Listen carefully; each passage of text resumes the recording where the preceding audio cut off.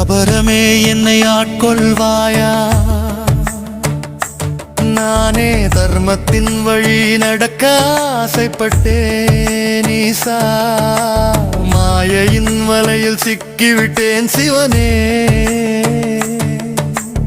என்னை மீண்டும் உன்னோடு என இணைப்பாய். என் மனவேதனையை நீக்கு, என் பாதைகளை நீதான் காட்டு சிவனே.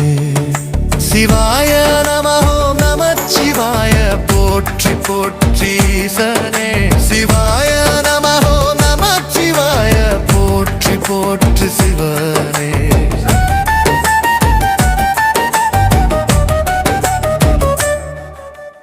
அணுவுக்குள் அணுவா